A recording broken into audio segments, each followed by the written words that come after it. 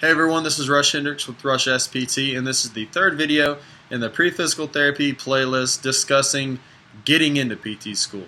So these are things that I feel like our professors expected us to know and the skills that they wanted us to have or expected us to have when we got to the program. So if you can take some of this advice, some of this information, and apply it to your application, I think it will be very helpful in helping you be successful getting into a program or multiple programs so you have your choice thereafter. So this is again a list that I've created. Again, it's not exhaustive, but I do want to hit these high points and present a lot of information that could help you in your application process. So the first thing is pretty obvious, working on your GPA and your GRE. And when I say GPA, it could be your core GPA, your cumulative GPA, or for some specific programs, it could be the last 60 hours of your undergraduate studies. So some programs do take into account that students may have not been so serious early in their undergraduate studies, so they will give you the benefit of the doubt and can consider your last 60 hours rather than your complete 4 years of GPA. So from GRE and GPA, this is usually the first cut that programs make. So these objective measures decide whether you make the cut into reviewing for interview decision making, or if you're out to the next application cycle or start again next year. So this is something that's very important. Like I said, it's the first line that you have to get past in order to be successful in getting accepted.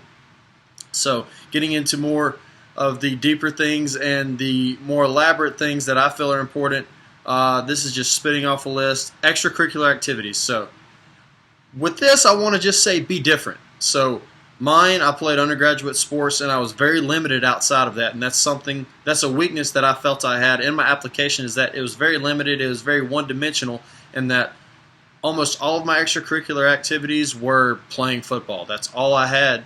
It took up most of my time considered, and I hope that my faculty considered that, but still, try to be versatile and have a variety of different activities that you were involved in, whether it be intramurals, Greek life, service learning, volunteer work, anything to diversify your personality and convey that to the professors or whoever's reviewing your application will put you at a better advantage, because PT is such a wide variety of settings, of different places you can work, fields you can work in, and that needs to be reflected in your personality and in your application to the faculty or whoever's reviewing that for your application. The next thing is observation. So I don't think there's a program out there that doesn't require you to observe under a PT before you apply. With this, the same thing.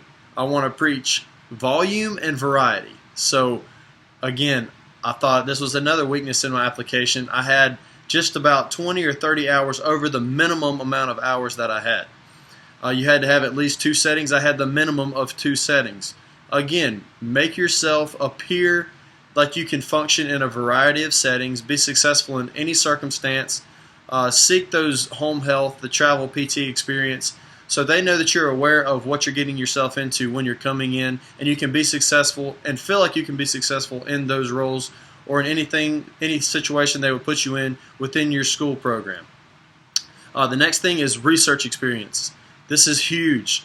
A lot of my classmates did undergraduate research assistantships with the professors in the PT program, with the professors at the university that I'm attending, and that was their ticket, their foot in the door, so to speak, to meeting these professors, to getting a network that facilitated them taking the next step in their PT education. They understood the research process. They were able to go through it much easier than I was coming into PT school, because that is part of our curriculum, and they were very familiar with that. So again, letting the faculty know that you can be successful, you know how it works, can definitely help your application when you're coming in.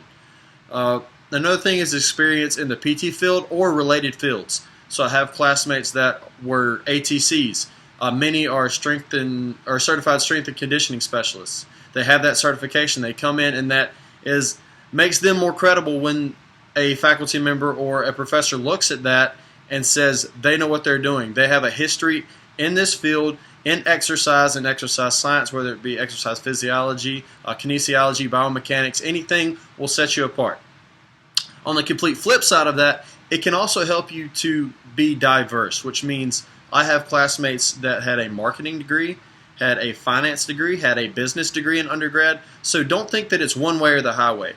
if you do have those backgrounds of a different undergraduate degree, use those other extracurricular and observation sections of your application to really show them and convey that you know what you're getting yourself into, that you're not just taking this random leap of faith that you want to be a PT, but you have had those experiences that warrant you furthering your education outside of what your past education was in. So that can be very beneficial, whether it be marketing, business, whether you want to be an entrepreneur, open your own clinic. It can all show a faculty or a professor that this is something you're very serious about and want to pursue as a profession. So this is a long video, I apologize, but these are huge things that I feel like can really give you the edge when you're trying to get accepted to PT school. So best of luck, more to come in the pre-PT playlist. Keep an eye out, and I hope to hear from you soon with any suggestions you have.